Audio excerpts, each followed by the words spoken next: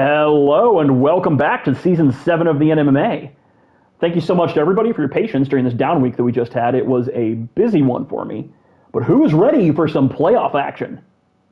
Well, before we jump into that, however, was that the single most active and craziest trade deadline we have ever had in the history of this league? I think so. So I bet you didn't think I was going to recap this. But here are the 11 trades that made up the craziest trade deadline of the NMMA. Kicking things off, the Golden State Warriors are officially in blow-up mode, hard pivoting from where they stood at the very beginning of the season trying to compete. They moved off of several of their top players, including some shocking moves, to bring in an absolute bevy of picks.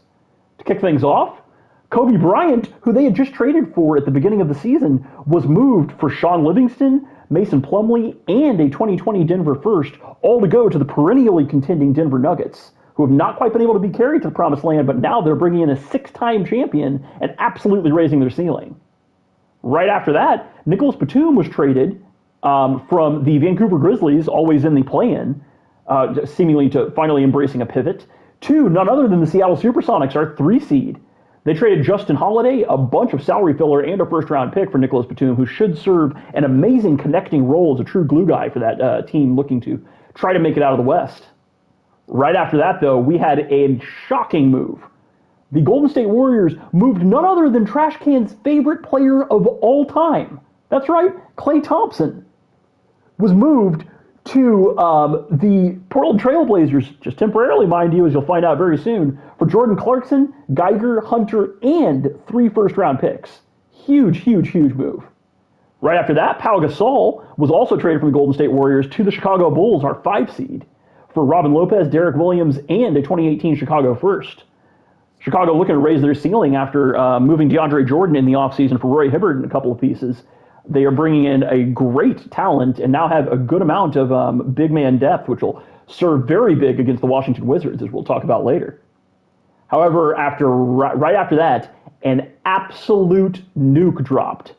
Despite just acquiring Klay Thompson for all of those pieces, the Portland Trail Blazers immediately moved off of him, along with Jrue Holiday, who they had just acquired in the offseason from the Sacramento Kings, flipping both players to the Denver Nuggets for none other than Derrick Rose, 2-time MVP, had already led them to a finals, incredible player, arguably a top 3, if not top 1 player in the NMMA currently. Just an absolute shocking move, completely changed the landscape of the West. And now the Portland Trail Blazers, although they are currently in the play-in, they have Derrick Rose as a 2-time MVP looking to carry them out. And the Denver Nuggets, they have some big chemistry changes ahead of them. But with Jrue Holiday, Klay Thompson, Steph Curry, Draymond Green all combined to form the new Warriors in Denver. Just a really amazing narrative to follow here. After that, Dirk Nowitzki was also traded from the Golden State Warriors to the Suns, looking to compete. I think that they are in the play-in for KG and a Phoenix first for this year. Yeah, which will be quite valuable for the Golden State. Following that, the Pistons said, fuck it. If everybody is going to be blowing it up, so am I. And so they traded Kemba and Terrence Jones, 2 amazing draft picks from early on in the league, to the Sonics for Joe Chi. That's Joe Cheese for all the other Rockets fans there, and 2 first-round picks. Pretty good return. Nikola Vucevic was also traded from the Pistons, this time to the Cavs, who were desperately in need for a new big man. And they got TJ McConnell and a first-round pick. After that, Kyle Lowry, who had just been signed by the Bucks, was traded along with Derek Williams to the Nets for Serge Ibaka. The Nets, of course, had a ton of big man depth, and so they could definitely stand to give up Ibaka and could use to bring in a good floor spacer like Kyle Lowry. However, it hasn't quite clicked for them, so I'm curious to see if this is going to work better in the future. The Bucks are in the play-in and did not really improve after bringing in Serge Ibaka, but it makes a lot of sense considering this team was looking for a pivot after things didn't click for 2 Sims, and Serge Ibaka should absolutely be raising their defensive floor. They were not done yet, though. With all of that crowded front court, they decided to reverse, essentially, the huge trade with the Washington Wizards that acquired Kevin Love last season, sending him back for pretty much the exact same package. Kevin Love goes to Washington, and that's not all. The first major chip after Kyrie Irving, of course, has fallen in Houston. we officially traded Dwight Howard, the 6-time Defensive Player of the Year, for along with Jordan Crawford and Raymond Felton, to the Washington Wizards for a young Joel Embiid, Karis LeVert, a first-round pick, a swap, and 7 second-round picks. The move would then be expanded as we moved Nick Young to the Raptors for a first and a swap. And the three-way trade with the Wizards also netted the Nets' J.J. Hickson, so they maintained quite a bit of their big man depth. So, absolutely monumental trade that landed Embiid in Houston. Washington landed both Dwight, Jordan Crawford, and Kevin Love from the Bucks trade, completely changing their framework. And as you can see soon, it paid off in spades during Sim 3. And finally, just to wrap things up, PJ Tucker, the sneaker god himself from Houston, was traded to the Fighting Irish in Boston for Kyle Anderson and a first-round pick. So a lot of teams greatly changing their entire identity for the future, and a lot of teams buying big for what we have in a huge 2017 playoffs to come. So, after that huge recap, let's go ahead and jump into standings. Kicking things off in the East, you can see that acquisition that the Fighting Irish made to bring in PJ Tucker has worked, as they have greatly secured that 1 seed with a +9 differential.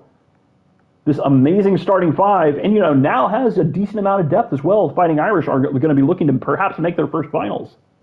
The Cleveland Cavaliers, not crazy far behind. It looks like it's about 8 wins behind. I think 9 games back total.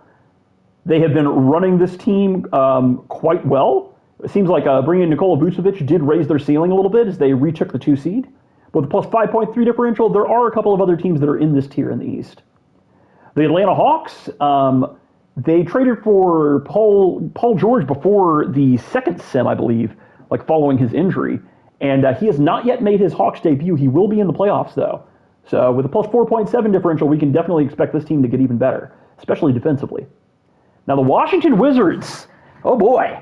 I think this team was like a 7 or 8 seed after Sim 2, and so they really, really raised their ceiling by bringing in both Dwight Howard and Kevin Love. They have 3 new starters, and yet this team has just been clicking immediately. Not only that, but after switching Tyler Ennis to a shooting guard, even though they're starting him at the 1, his overall went up, and he has been knocking down threes for them. Watch out for this team, because they were the 2 seed for a good chunk of Sim 3, and with a +7.3 differential. I think that means that they must have gone on a run during Sim 3 of like +11 or something like that. Haven't done the math on it. But if that is the case, this very well could be the dark horse to make it out of the East. So that is the team that everybody has their eyes on. The Chicago Bulls, with a tied record, also 10 games back from that 1 seed, with a very tight race in the 2 to the 5 seed. With Pau Gasol here, they have just a barely positive point differential, but nevertheless, this does seem like a playoff rising team to me. The 2 to the 6 seed are all just separated by 2 games. That's crazy. So the Magic, they did not make any sort of major acquisitions. I do think that they moved off of Andre Iguodala, moving him back to the New York Knicks. But with a +8.3 differential, that's good for second best in the East. This team, although they have continued to retool and just blow it up and have kind of moved in silence, they are still absolutely dominating, and they could win another chip. You never know. The Indiana Pacers, I think they made some sort of acquisition. I don't really recall. They did acquire Ty Lawson, of course, after Sim 1, I believe. It doesn't seem like anything major. With a +3 point differential, they're just still a very respectable team. I pretty much expect them to make it out of the play-in, but we'll see.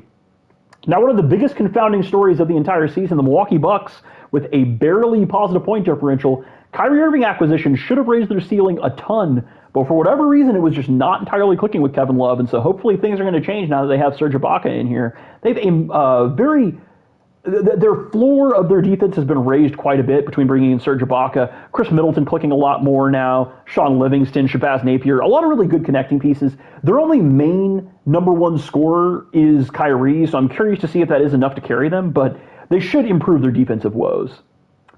Now, the New York Knicks in the 9 seed, they did drop just a little bit after their big acquisition of Andre Iguodala. Perhaps that contributed to some issues with their chemistry. Nevertheless, this team has a lot of very good veteran talent, and I would not be wanting to face them in a single elimination game as the Raptors will be doing.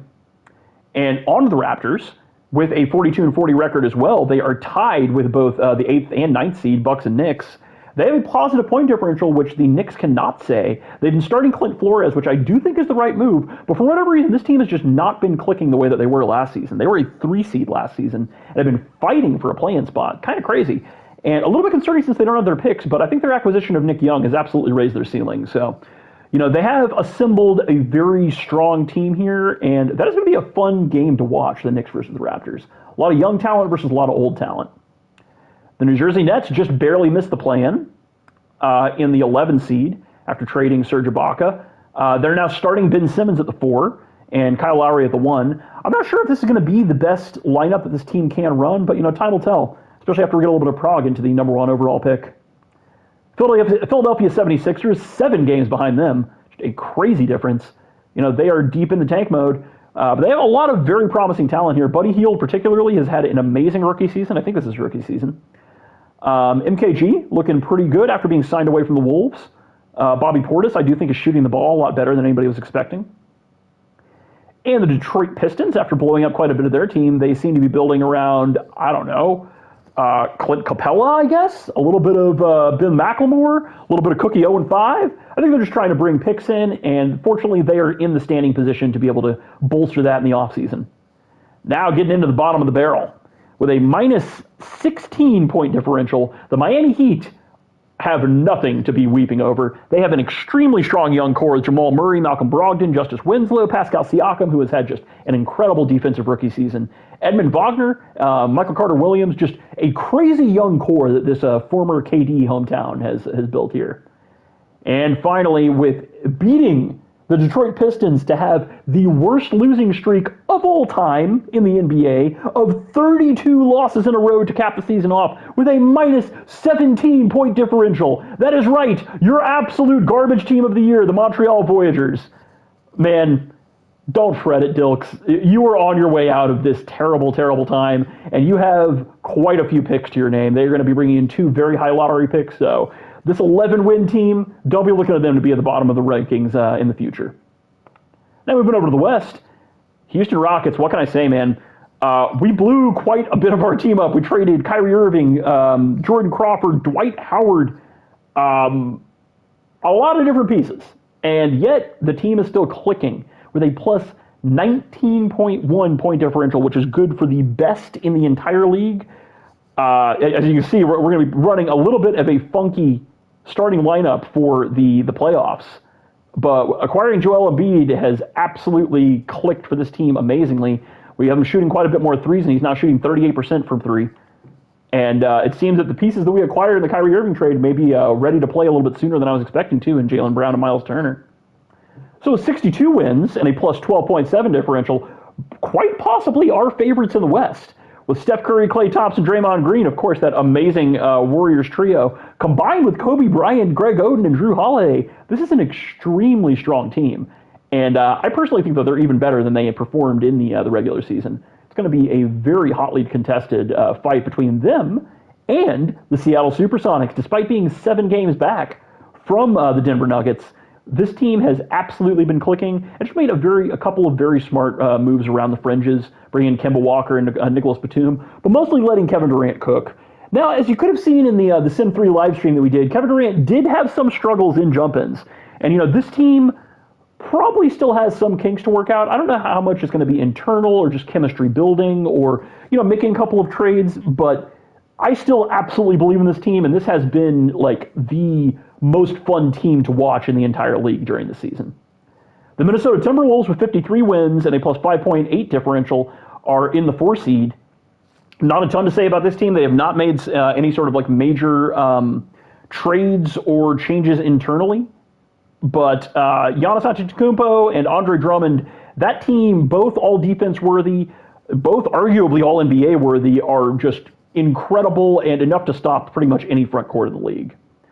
The Sacramento Kings with a plus 6.2 differential and starting Boogie Cousins, they are finally clicking with Mike Conley. What did I tell y'all? That's going to work out. I knew that this was an amazing acquisition for them. It has just taken quite a bit of time for it truly to congeal. Avery Bradley up to an 86 overall with morale is quite good for them as well. So, this could be a juggernaut. I think that the top 4 teams in the West, because I do not see the Rockets making it out with this young core, are going to be between the Nuggets, the Supersonics, the Wolves, and the Kings, and that could really go in any of those directions. Now, a full 6 games behind the Kings, you have the San Antonio Spurs, who barely lock up their final playoff spot, and it is good. I'm glad that they're guaranteed in there, because this team is very strong. Damian Lillard, Eric Bledsoe, DeMar DeRozan, Tobias Harris, Marcus Gasol, Jeremy Grant. I think Tomas Satoransky was traded, yeah, but they still have Bellinelli, Campazzo. A very deep, very strong team. Damian Lillard has been clicking on all cylinders with a ton of 35-point games in that Sim 3. The Los Angeles Lakers, formerly a 4 seed during the season, have fallen to the 7 seed and are in the play-in. Extremely deep team, though. So, they do have a very promising set of matchups here, as they are, what is that, a full 6 games ahead of the 8 seed. The Phoenix Suns, unfortunately, things are not clicking that well in Phoenix for Dirk Nowitzki. This team has struggled. We were hoping that they were going to raise their ceiling a little bit. Maybe they have, and they're just going to work out their chemistry issues. But it's very cool to see Dwayne Wade and Dirk Nowitzki on the same team. The former rivals from both the 2006 and 2011 finals in real life clicking together and hopefully going to make a little bit of a run in the playoffs. The Portland Trailblazers, with our former MVP Derrick Rose, combined with a very good young core here. Steven Adams, Norm Hickman, Dylan Gallinari, not exactly old, but very good fit for this team.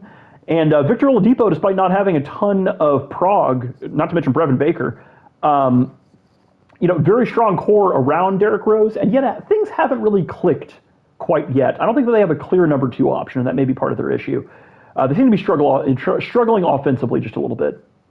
The New Orleans Pelicans round out our play-in, even after trading away Damian Lillard. Their core that's built around Bradley Beal and Chris Bosh are just strong enough for a 10 seed, and it's going to be very fun to see the Portland Trailblazers and Pelicans match up. I think that matchup very well could go in either direction. Vancouver Grizzlies fall just into the lottery, and I think that the Hawks own their pick, unfortunately.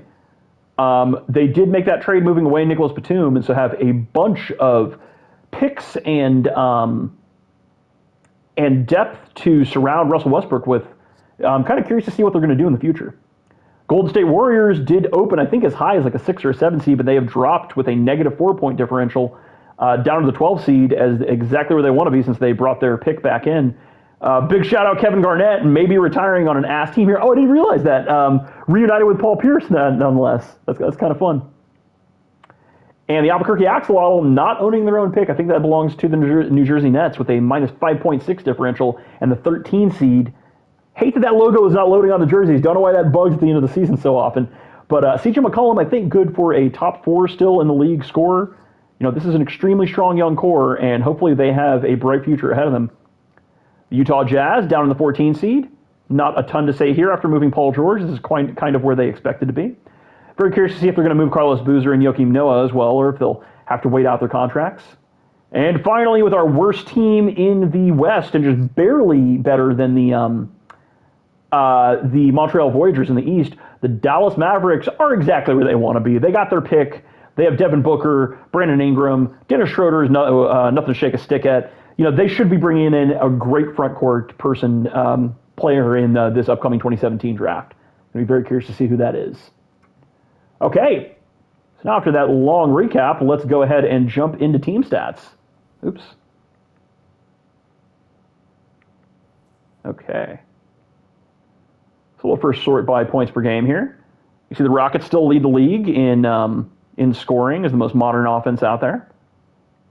Points per game has declined just a little bit for the Rockets, though, so perhaps the pace is slowing down, especially now that we have a lot of young players getting minutes. And for the fewest points allowed per game, those Timberwolves, man, 93.9 points allowed per game. Nobody is reaching that. Big thing to watch here is that the Nuggets have fallen off quite a bit. I think that they were the number 2 defense in the league before their trades. A lot of that has got to be chemistry, though, because we know that Kobe is definitely still a plus defender. And for offensive rating, remember that if you have a large delta between your offensive rating and your points per game, or your defensive rating and your points allowed per game, that you're very likely to regress to the mean of the rating. You could be over or underperforming a little bit based on just the points per game or points allowed per game. So keep that in mind when you're trying to predict your next sim or two ahead of you. And for best defensive ratings, the Nuggets a little bit better in their defensive rating here. Looks like they're like a 5 or a 6 here, whereas I think they were an 8 in terms of points allowed per game. So that defense should be improving, hopefully quick enough for the playoffs. Draymond Green absolutely, drives that defense, so not too worried. And for point differential, just 2 double-digit point differentials, which is relatively low for this league.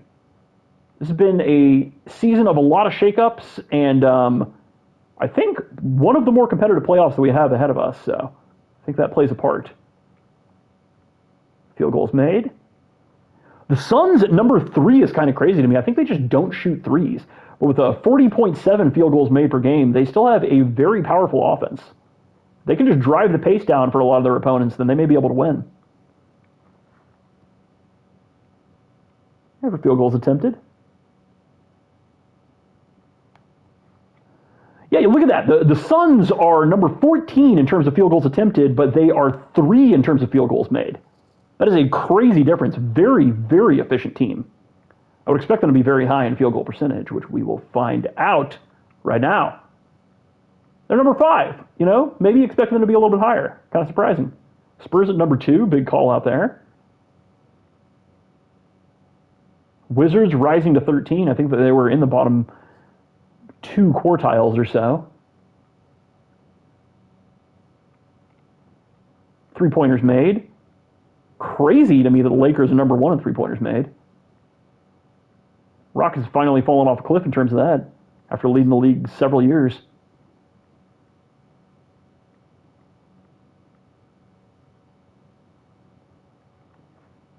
And for 3-pointers attempted, Pacers leading, kind of surprising to me. I wonder if Cat has finally taken his 3-pointers. We'll find out soon enough.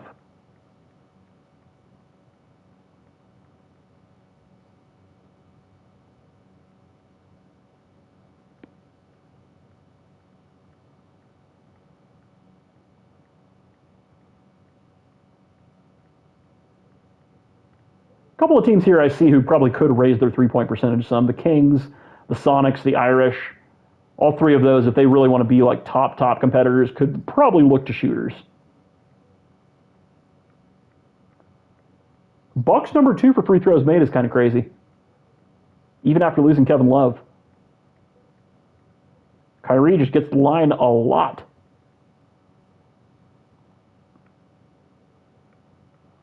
Also number 2 free throws attempted, makes sense.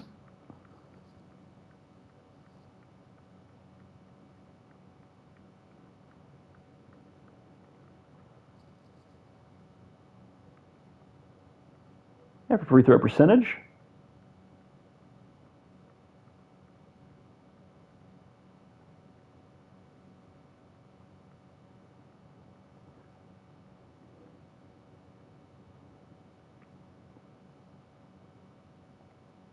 just go for total rebounds per game.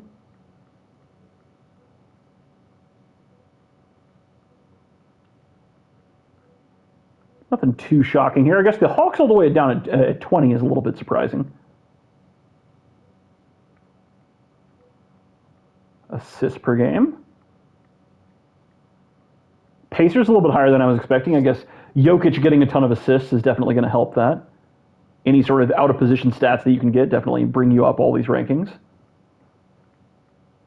Steals per game makes a lot of sense here. Pacers top 10 is impressive.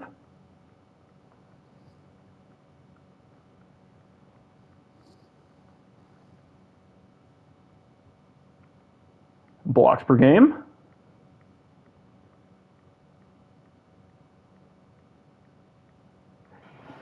Mavericks in the top 10, despite not having a great front court player, is pretty impressive. I guess that must mean that Montrezl Harrell is getting a good amount of blocks. Perhaps my boy Demo. Fewest turnovers per game.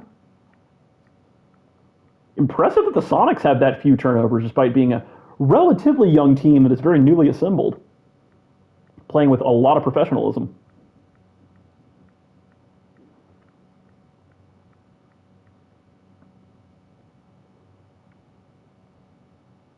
Fewest fouls per game. Man, the Timberwolves at number 3 for fewest fouls per game, despite having by far the best defense in the league, that is crazy. They are not getting caught swiping. I'll tell you that much. If that carries over into the playoffs, watch out. Most points off turnovers. A lot of transition teams here, it makes sense. Combined with some of the top defenses.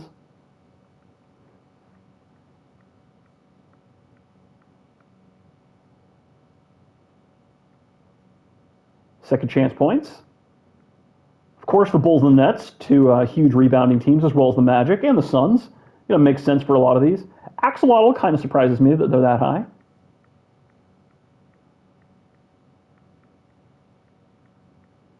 Wolves could probably also stand to get more second chance points. Most points in the paint. Wolves also strike me as rather low here, considering they aren't a big shooting team and have two just amazing front court players. Most bench points. Lakers make sense since they're such a deep team. Wizards at number 3, very impressive stuff. They don't have a ton of depth.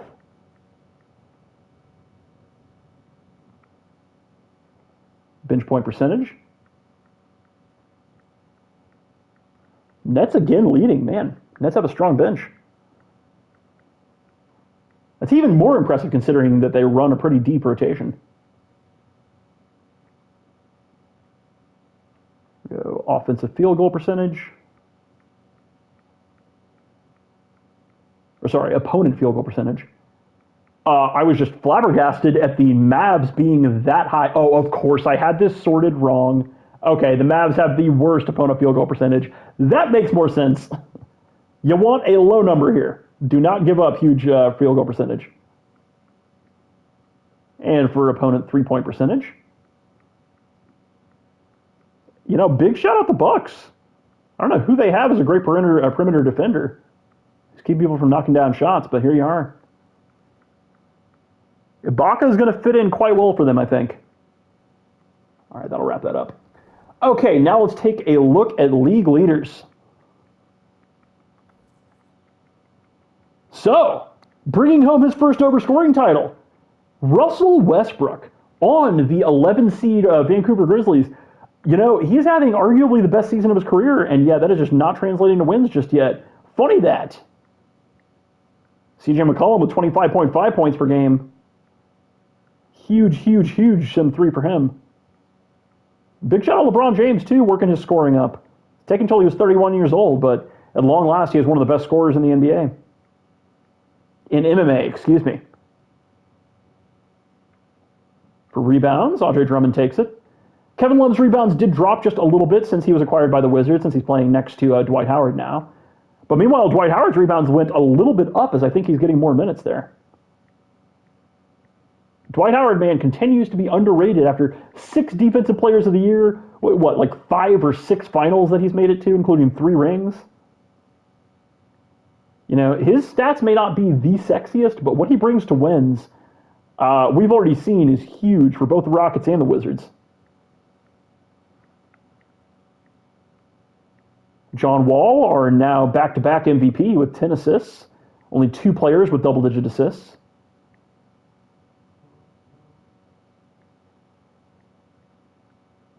Looks like just 2 players above the 2 steals per game threshold as well, in Kawhi and Russell Westbrook.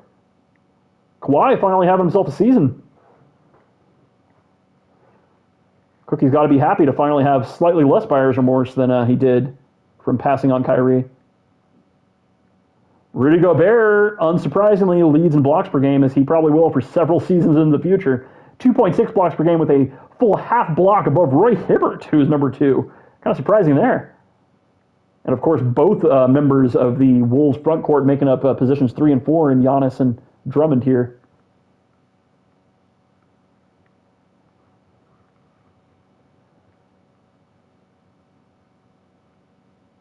And 3-point percentage. Davis Bertans leads the league. That's impressive. PJ Tucker at number 7, huge acquisition for the Irish who need shooting. Big for Lynn as well at number 8 in his expanded role. James Harden at number 11.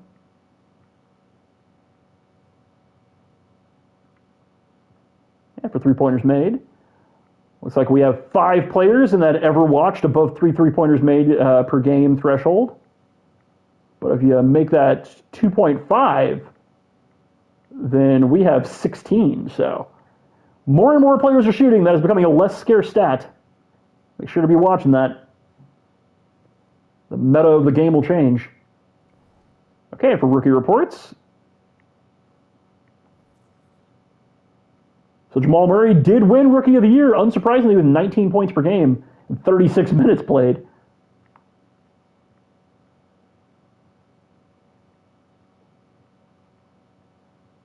That Heat team, man, I tell you, they have a bright, bright future ahead of them. Kevon Looney finally getting minutes to qualify for his rookie season, quote unquote.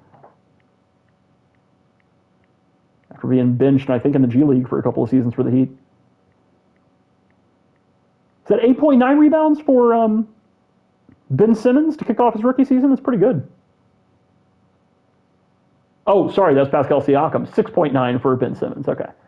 Well, yeah, Pascal Siakam with 1.6 blocks, 1.2 steals, and 8.9 rebounds has a very bright defensive future ahead of him, I'll tell you what. 10, 6, and 5 from DeJounte Murray, also very good for that 6th Man of the Year candidate. I think that Rodney Stuckey won 6th Man of the Year again. I'll have to check the awards channel in Discord to make sure. And for steals, of course, Pascal Siakam leading. Jamal Murray at number 2, not bad. Of course, he is juiced in minutes. Chris Dunn looking like a very promising perimeter defender.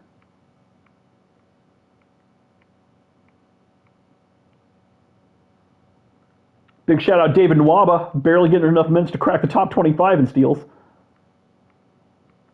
Thon Maker leading in blocks per game. All praise to Hassan El-Gaib.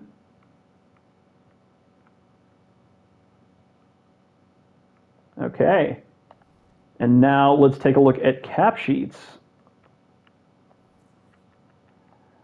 So this is the video that you should use to update your sheet. I do not know just yet. I'm hopefully going to be able to test it over the next couple of days if we are able to raise the cap in-game like happened last season. And if that is controllable, then the sheets are going to become obsolete, but that would not be until next season. So for this season, please be updating your sheet still, just based on the information that you see on the screen right now. Ton of cap space for the axolotl, and that $14 million coming off the books for Nene is going to open up even more. Curious to see what they do in the offseason. As our only team with a singular mascot name outside of like the Heat. Which, I mean, is that singular? I guess, but it's kind of the concept of Heat. Which I've always thought is a cop-out. Pluralize your mascot. Make yourself a group of something that I'm facing. Not like the fucking Magic. I want to face the idea of some sort of ethereal energy. Cavaliers, that's something to fight. Bulls. Rockets. Not thunder. Not a sound. Fighting Irish, I'll give it to you, because, I mean, that's still a group of people.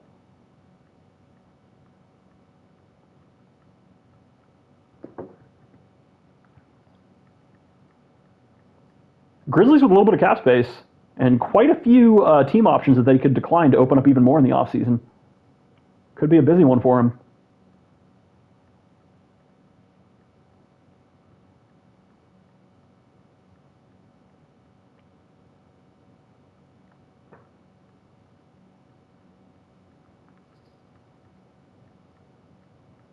How come nobody has ever pushed the Utah Jazz to rebrand? It is absurd that a team that came from New Orleans to go to the whitest area of the entire country is like, nah, I'm going to stick with the Jazz. Could be like the Utah Park Rangers. The Utah Soda Haters.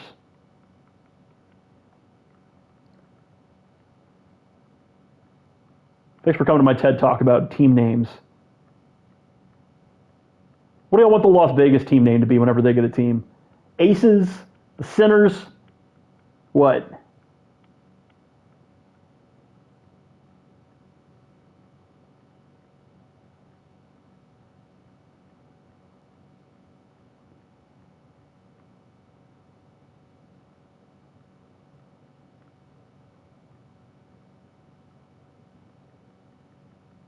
Lakers with a ton of big contracts on the table. Shout out Jordan Farmar, just signed into perpetuity.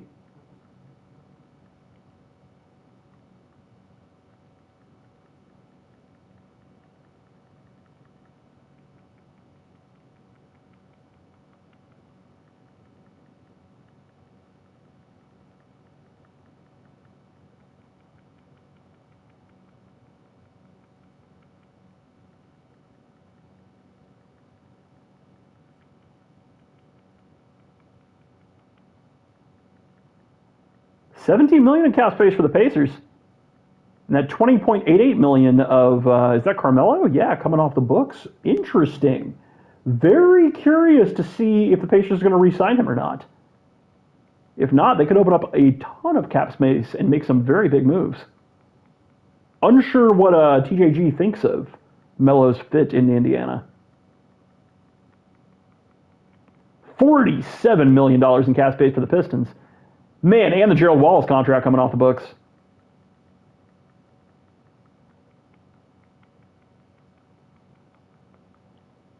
Oops. We're on the Raptors.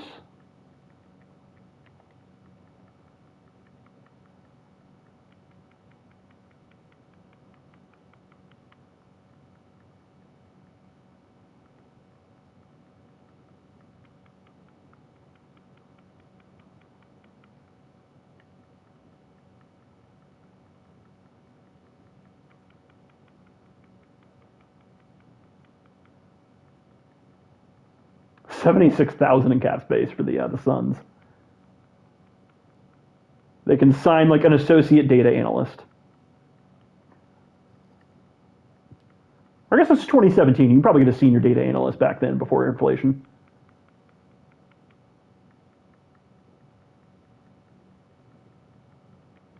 Ton of cap space for the Wolves. Quite a bit more opening up too.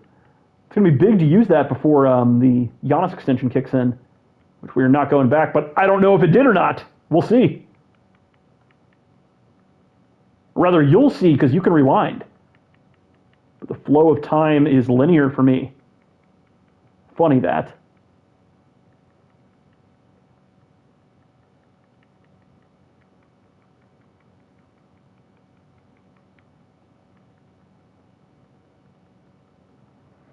Wizards with a big Dwight extension.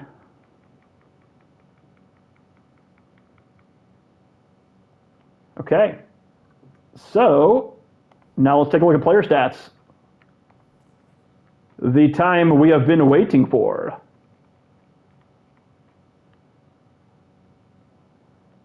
So kicking it off the 76ers, Buddy Hield with almost 17 points per game. Quite good for his rookie season. Not shooting great from the floor, but .398 from three is good. Shows that he's just taken a ton of his shots from beyond the arc.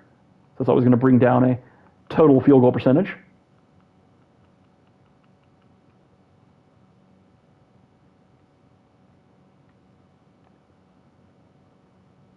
Of course, our number 3 scorer in the entire league with 25.5 points per game, CJ McCollum, better offensively than he's ever been? Quite possibly. Of course so in the NMMA compared to real life, maybe still. Big shout out Mayor Matthew, who is not dog water. Who would have guessed? 44% from the field, 38% from three. That is respectable.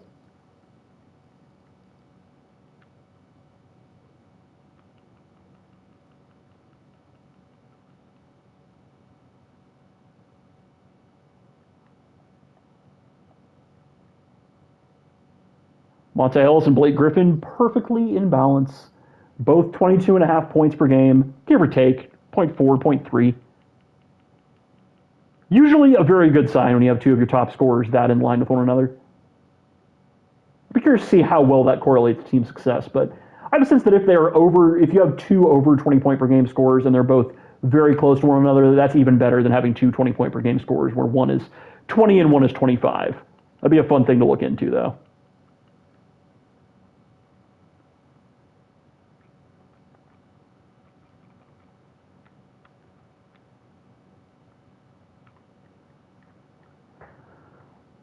Speaking of which, I guess I may be wrong if we're looking at just the data that we have right here, as the Fighting Irish qualify for that, and they are clearly over the Chicago Bulls for now, at least.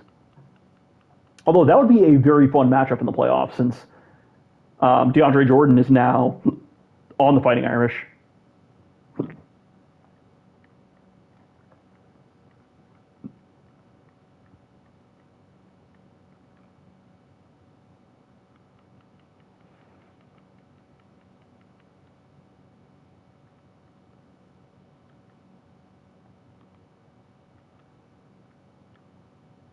Of course, the story of the playoffs to keep your eye on, averaging over 31 points per game before he had his bad labral tear. Paul George joining the Atlanta Hawks with Anthony Davis and Kawhi Leonard, Kendall Marshall, Austin Rivers, Bogdan Bogdanovic, an extremely good team. Eric Gordon is also on the team. Will Cookie finally be able to make it out of the first round? Tune in and find out. Don't hold your breath, though. Edmund Wagner, can't shoot for shit as a center. .438 from the field, but 13 and 10, 1.5 blocks, pretty respectable. A lot of it could be that he needs a more traditional point guard to be developed around him. Rodney Hood, man, leading the Jazz as their tank commander, scoring 21 points per game, and I think he won Most Improved Player. I'm pretty sure he did. 21 years old. Watch out. He may be, if not a tank commander, an actually good player. Time will tell.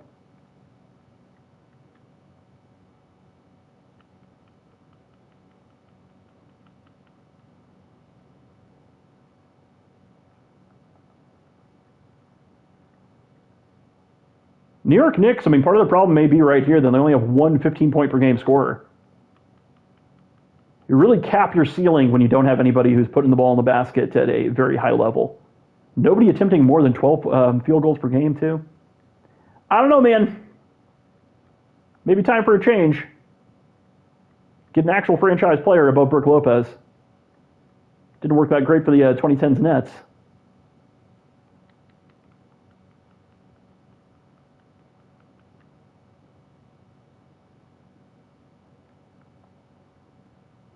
Brandon Jennings, MM, renamed for the playoffs for his first-round matchup against the Hawks. The big Behar versus Cookie showdown that we're going to be tuning into.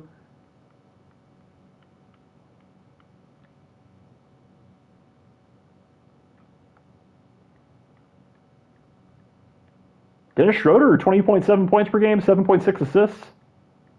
He is thriving as their number one option, but, enjoy it while it lasts. Oh, Demo isn't even getting minutes. I should have known that Dallas would betray the Rockets' vision. Sis, I am disappointed in you. 14, 7, and 4.5 for Ben Simmons in his rookie season. Not bad, not bad. Pretty good defense. Denzel Valentine looking like a Ben Simmons impersonator.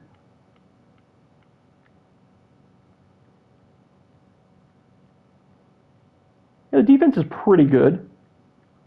Could probably stand to play a little bit more than 30 minutes per game. Nets do like to run a deeper rotation. Steph Curry now up to almost 24 points per game since the exit of Derrick Rose.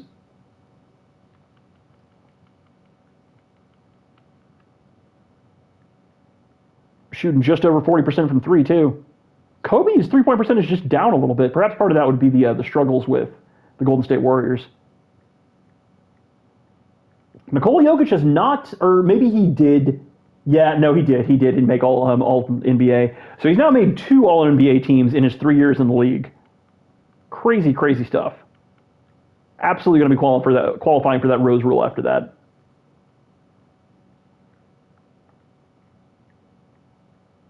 Bradley Beal at 22.3 points per game. Quite good. Shooting over 40% from 3. That's huge. He was never an amazing three-point shooter in real life, so it's good to see that that's developed. This Pelicans team has seemingly been at a turning point now for like a season and a half. I'm very curious to see what Gus actually does at the end of the day with this team. Oh, man. Pistons, baby. No 13-point per game scorer on the team.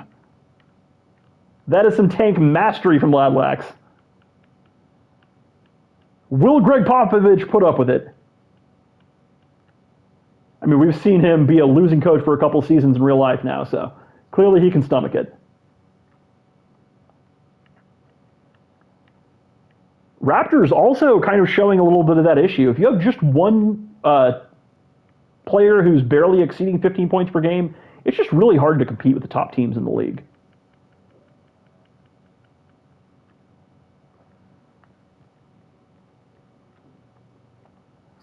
John Wall, 25 and 10, 1.4 steals, shooting over 50% from the field, 37% from three is huge for him. Back-to-back MVP now. Now he has 3 MVPs, 3 rings, 3 finals MVPs. He's only 26 years old. I mean, he is going to be in that GOAT conversation, at least top 10, I think, within the next couple of years, depending on how far he makes it in the future playoffs. Spurs with 2 20-point per game scorers. DeMar DeRozan just, a tick ahead of Damian Lillard. That's probably actually where you want it, so the Dame is playing a little bit more of the playmaking role for this team, since Lord knows that DeMar DeRozan is not the best passer. Yeah, 1.1 assists per game. Dwayne Wade under 20 points per game now, and under a block a game, but still 1.7 steals is quite good. I really hope we get to jump in just because this is such a fun team to watch. I want to be pretty liberal jumping into a Suns game. Dirk and D-Wade, very underrated narrative for this league. Kevin Durant with 23, 6.6, 3.7. Steal and 1.1 blocks too. Has had a great season for sure for the Sonics, but just under 23 points per game, not great considering he was all the way up to like 32 points per game when he was in the peak of his Miami days. Look at that Chiron at the bottom. Not this one. Not about Nikola Mirotic's team option expiring. I think we know what's going to happen there.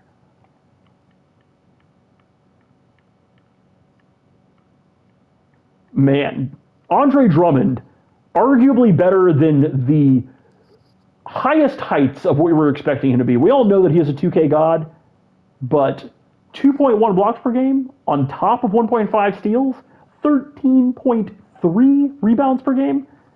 This is just an elite defender. Who knew that Andre Drummond was going to be that good? Not me. Derrick Rose, 24.6 points per game, 4.6 rebounds, 8 assists, leading the Portland Trailblazers to hopefully a playoff matchup. That will also be a very exciting play-in game to watch. Kristaps Porzingis shooting like shit from 3 points with a 20% three-point percentage. That is not good. Voyagers is just 114-point per game scorer. However, he's a pretty good one. I believe in Jeremy Lamb. I'm a big defender of him. Only 28 minutes per game, but he's putting up quite good numbers. 47, almost 48% from the field, 41% from three, and that's with like nobody good passing to him at all. Devin Harris, the best passer on the entire team, is not getting minutes.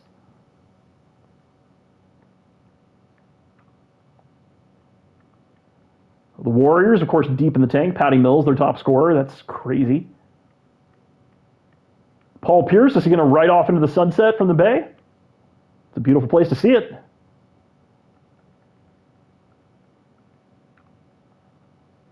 And the Wizards, 17.5 points per game, 12.6 assists from Kevin Love. 2 blocks per game, 1.1 steals, 15 and 11 from Dwight Howard, shooting 53% from the field. This is my new pet project team. I wish nothing but the best outcome to the Wizards. That is going to be an extremely fun first-round matchup against the Bulls. And speaking of which, why don't we jump in and take a look at the matchups that we have here. So starting off in the West play-in, we have the Lakers versus Suns. I think the Suns have the veteran talent to take this. It's kind of concerning if they don't. But I mean, the Lakers are a very underrated team. They're extremely deep. They are the best three-point shooting team in the entire league. So yeah, against probably the worst three-point shooting team considering its talent. So that'll be a fun matchup. I think the Suns are going to take it. And so that would put them against the 2-seed Nuggets in the first round, who probably are going to get dominated, but it'll be fun regardless. Then the Blazers and Pels. I think that the Blazers are going to take this pretty easily. Which, boy, that would put the Blazers against the Houston Rockets in the first round, and that would be yet another matchup for Derrick Rose against the Rockets. Be pretty big for him. So that would put the Suns and the Pels in the matchup here. I think it's probably going to be the Lakers there. So not the Suns. It'll be the Lakers versus the Pels to...